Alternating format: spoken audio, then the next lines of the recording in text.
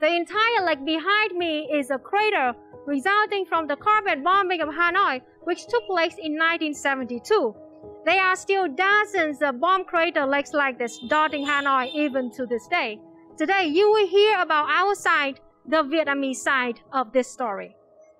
Today's video is a cross-collaboration between me, the International Magazine, and Means Morning News. The International Magazine is an anti-capitalist, anti-imperialist, and anti-fascist magazine run by a global team of over 35 young communist leaders from more than 25 countries all over the world. And Means Morning News is a radical news show featuring a variety of original reporting, interviews, guests, analysis from voices across the revolutionary left, brought to you by Means TV. Today's video is based on an article called The American War, How the USA Ravaged Vietnam, written by me, Luna ơi. So if you want to read the full story, just check out the February issue of the International Magazine. A full subscription is just $2.50 per month or $25 per year. So if you find this information interesting, I highly encourage you to check it out and consider subscribing. There's a link right in the description. Means TV will also be publishing a shorter version of this video, so be sure to check them out as well at means.tv. The war of aggression that the United States initiated against the people of Vietnam was one of the largest, longest, fiercest, and the most expensive wars in human history. In the course of one decade, from 1954 to 1964, the USA replaced the French as the chief imperialist occupying force in South Vietnam. From 1961 to 1964, the USA conducted what it dubbed the Special Warfare Strategy in Vietnam. This was a new form of imperialist invasion war conducted by the Southern Puppet Regime's Army of the Republic of Vietnam, ARVN, under the covert leadership of the United States military advisors. The Special Warfare Strategy relied on placing special weapons, technical equipment, and other means of war provided by the USA in the hands of South Vietnamese compradors with the official slogan, "Using the Vietnamese to beat the Vietnamese." The Special Warfare Strategy involved the implementation of many dirty tricks and tactics, including intensive military blockades to starve and choke off supplies from the north, establishment of strategic hamlets, a tactic lifted from colonial occupation of the Philippines and Malaysia, which forced Vietnamese citizens to live in designated areas, established strict curfews, and placed peasants and villagers under intense, relentless surveillance and harassment. Mass murder and execution of thousands of alleged communists throughout the South by guillotine and other barbaric means to suppress communist sentiments through terror. The establishment of camps and prisons such as Coconut Prison on Phu Quoc Island and Con Island Prison, where communists were kept in miserable conditions and tortured. Suppression of Buddhists, who were largely pro-communist and anti-imperialist, and the establishment of pro-Western Catholic religious leaders, who were pro-West, to suppress local cultural institutions which were likely to support the communist revolution over the bourgeois puppet government. Psychological warfare, misinformation, fake news, and other forms of propaganda to try to mislead and discourage revolutionary sentiment in the South. This is just a small samplings of tactics that were designed and overseen by the USA and implemented by the Southern Puppet Regime in the Special Warfare Strategy. Yet, despite contributing a great deal of money and effort and so much brutal deception, the USA and its puppet regime still could not stamp out the revolutionary movement in the south of Vietnam. From 1964 to early 1965, the revolutionary struggle on compatriots and soldiers in the South developed rapidly. Southern communists pulled off increasingly bold victories, culminating the undeniable defeat of the imperialist Special Warfare Strategy. Facing humiliation, the U.S. switched to implementing the local warfare strategy.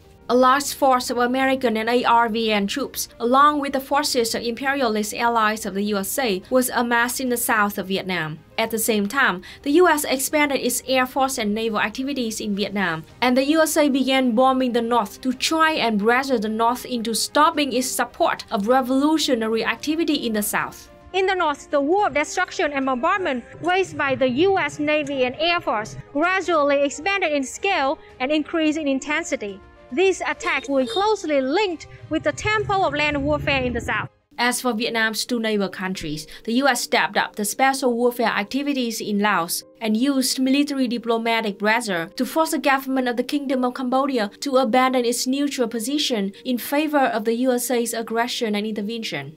In the international arena, the USA ruthlessly took advantage of contradictions and disagreements in the international communist movement, such as the Sino-Soviet split, to isolate the Democratic Republic of Vietnam, today known as the Socialist Republic of Vietnam, and foster support from potential allies. Although both China and the USSR provided tremendous aid to Vietnam during our revolutionary struggle, there is no doubt that both nations were hampered by United States intervention and covert operations to stop conflict between communist nations in the 60s and 70s. Through various channels, the USA stoked such tensions in order to degrade international collaboration and mutual support, as exemplified by the 1969 border skirmish between China and the Soviet Union.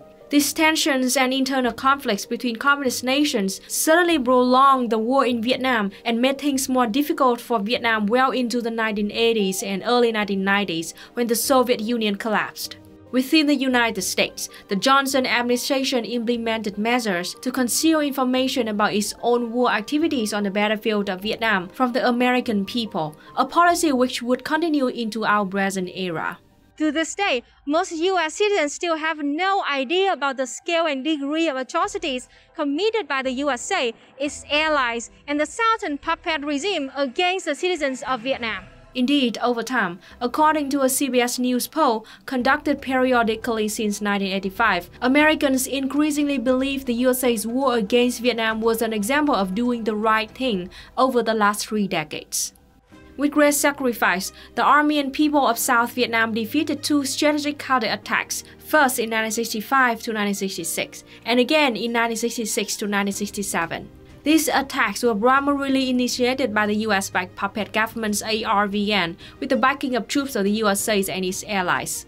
The USA not only failed to achieve its goals in both of these campaigns, but also suffered heavy losses in both human and material resources. Communist forces in Vietnam successfully weakened the imperialist position, decreased their morale, and deepened the contradictions between the United States and the puppet government in South Vietnam. Simultaneously, Vietnam was able to maintain the strategic initiative on the southern battlefield and consolidated and reinforced liberated areas in the south.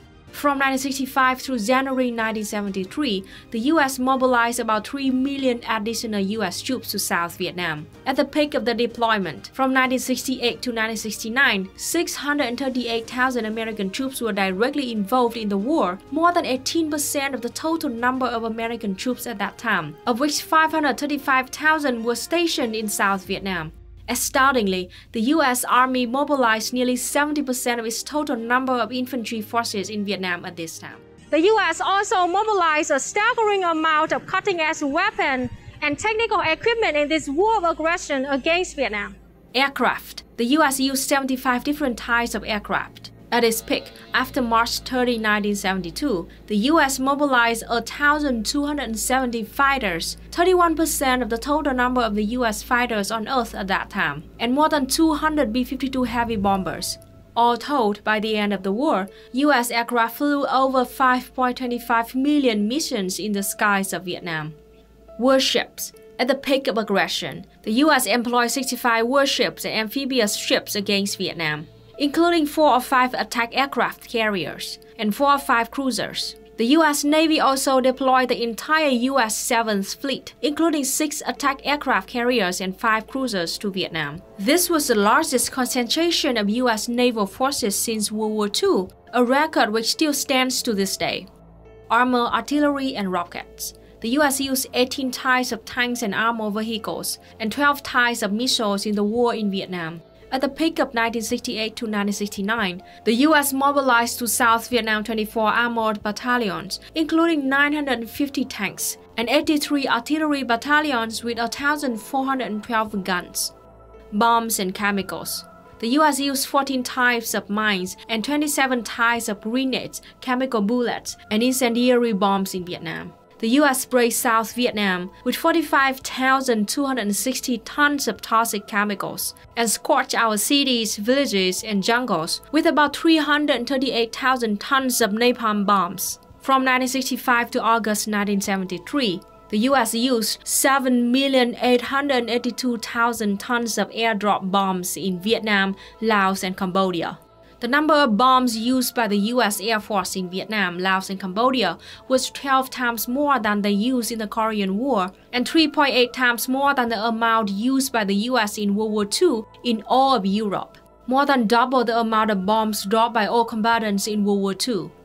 The USA spent $400 billion, over $2 trillion in today's dollars, for the war to invade Vietnam, 20 times more than the cost of the US in the war to invade Korea, and 2 times the cost of the US in World War II.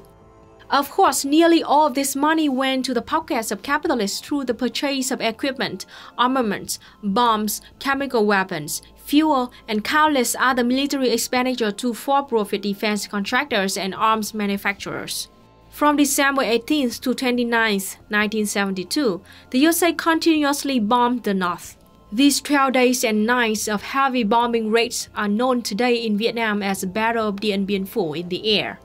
During this campaign, the USA dropped more than 100,000 tons of bombs on Hanoi, the capital city of Vietnam alone. The USA destroyed 5,480 buildings, including civilian houses, factories, schools, and hospitals. In thus Hanoi, 2,368 Vietnamese citizens were killed and 1,355 civilians were injured. Stories of people who lived through this horrendous mass murder from the sky are as inspiring as they are heartbreaking. The following story is from the memoirs of Nguyễn Thị Bích, a literature lecturer in Hanoi who fought in the Battle of Dien Bien Phu in the air in 1972. Right after the Christmas holiday on December 26th, the enemy returned to attack Hanoi more fiercely, through both day and night. A series of anti-aircraft batteries were bombed. Power plants, transformer stations, railway stations, warehouses were attacked again and again. And at 22:44 that night, Cam Tien and Hai Ba Chung Street were carpet bombed by B-52s. All through December 27th, 28th, and 29th, fierce duels between the Vietnamese communist resistance and the imperialist enemy raged on. The enemy destroyed railway stations, warehouses, roads, bridges, power plants, radio stations, artillery fields, missile fields, and even densely populated areas. But we were proactive, resilient, and creative. We destroyed the enemy with all kinds of weapons we had. From the night observation deck, we couldn't see the enemy's aircrafts clearly, but we saw bullet lines like knitting in the sky. We immediately knew that was the location of the enemy. And here's a passage of Nguyen describing the night of December 27th. Alarm! All kinds of bullets rumbled at the same time. The sky looked like it was dawn. A rocket flew up, and then a fire broke out in the dark, as big as a whole pile of straw. It burned brightly in the sky. It illuminated every leaf and blade of grass. And then, the fire stopped.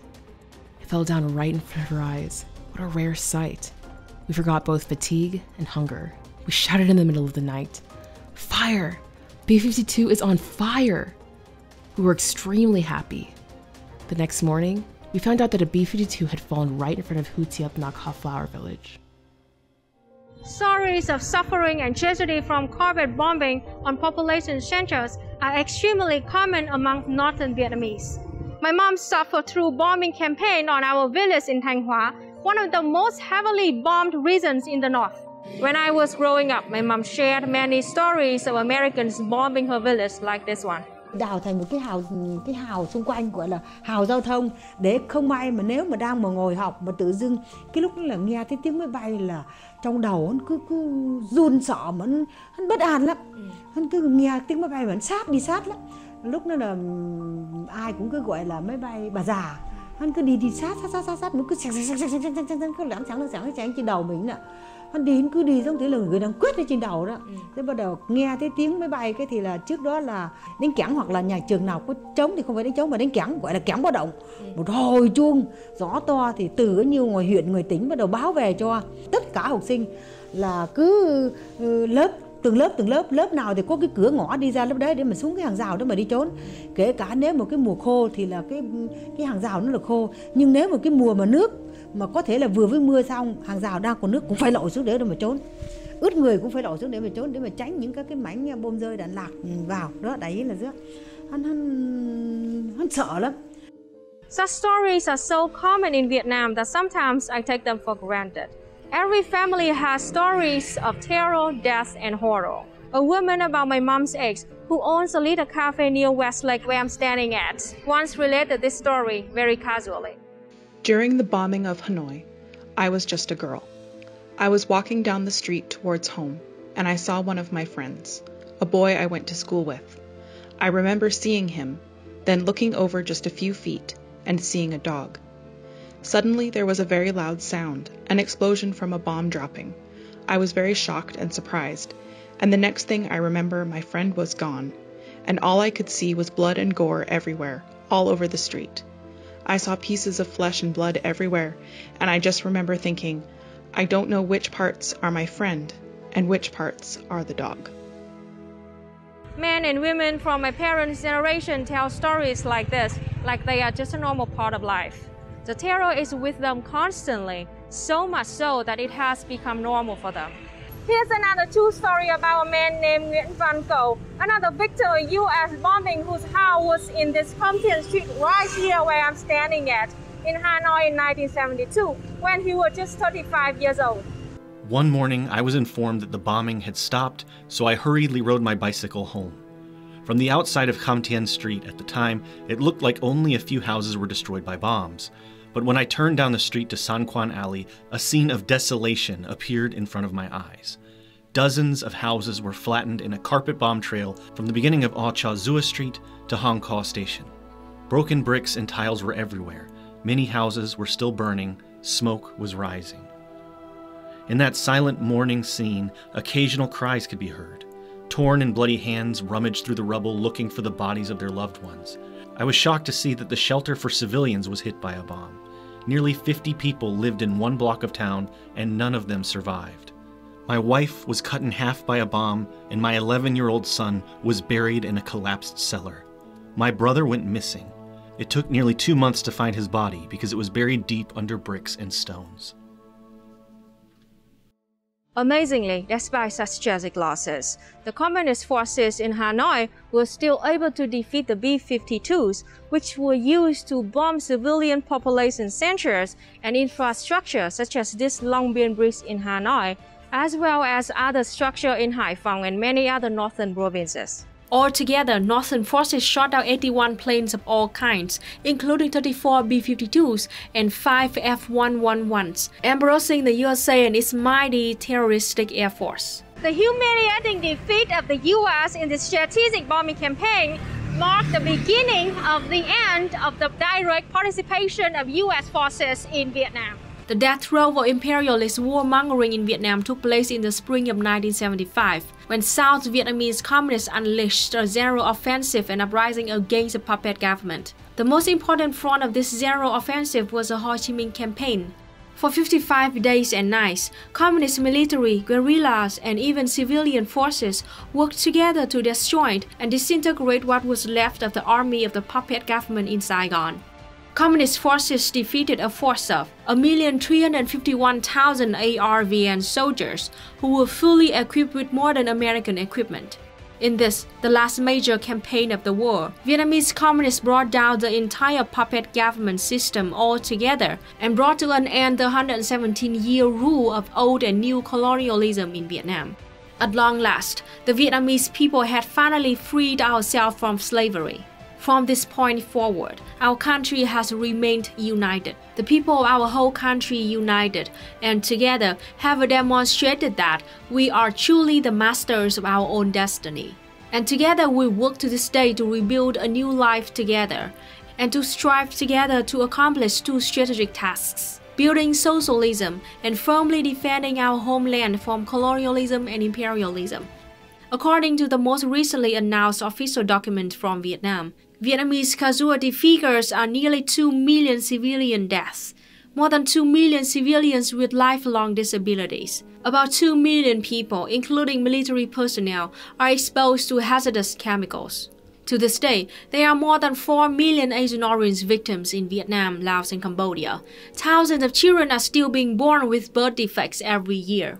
Here are just a few important achievements of the resistance war against the USA to save the country of Vietnam. In the South, Vietnam smashed 4 invasion war strategies waged by 5 U.S. presidents. We defeated the ARVN, the United States, and military forces of several developed nations, including Australia, New Zealand, and South Korea. Vietnamese communists in the South captured and destroyed more than 46,500 aircraft of all kinds, more than 13,000 cannons, 38,000 tanks and armored vehicles, and 10,000 ships and battle boats. In the North, Vietnam defeated 2 wars of destruction and terror by bombardment by the USA, Johnson era from August 1964 to November 1968, and Nixon era from April 1972 to January 1973, shooting down 4,181 aircraft, 48 of the most modern types of aircraft, including 68 B-52s and 13 F-111s. It has been 47 years since the Vietnam War ended, and many people, especially people from the West, are already starting to forget about it. And many people even believe that Vietnam has already recovered from the war. The truth is, Vietnam still has to deal with countless consequences of that genocidal war which was waged on us by the USA. Vietnam, to this day, is still recovering from the war. Nearly every month, we find an unexploded bomb somewhere underground. Hundreds of barrels of Agent Orange and other kinds of toxins left by the USA are still left buried under our soil. There are still vast stretches of contaminated land in Vietnam which still cannot be used for living or farming. So Vietnamese people still to this day get disabled and killed because of Agent Orange and because of the bombs dropped by the USA in the wartime. And that doesn't even count for the economic and infrastructure damage and the trauma of millions of living Vietnamese people. My own mom still shivers whenever she hears the name Nixon, and she still has panic attacks whenever she hears the sound of an airplane flying overhead due to her childhood trauma. You can hear her story in her own words here on my channel. So in closing, I hope that you now can understand that the Vietnam War is still very real, very present to millions of Vietnamese people. And I hope that you can also look at Vietnam in the wartime and our nation today and learn this lesson. Never trust the Imperial Corps when it promises to liberate you or bring you freedom and democracy. The Imperial Corps brings you nothing but bullets, bombs, chemical weapons, drone strikes, exploitation, and many other horrors too unspeakable to describe. This is Luna ơi, see you next time! And if you want to learn more, be sure to check out our comrades at Means TV and the International magazine for more stories from comrades around the world. Hi everyone, I just want to thank all my supporters on Patreon, my YouTube channel members, and my comrades on camaraderie.co. You are the reason I can make these videos, so thank you so much. If you want to support this channel, see the links in the description, or you can click like or share the video, that helps a lot too. And if you aren't already, be sure to subscribe. Thank you so much and bye bye!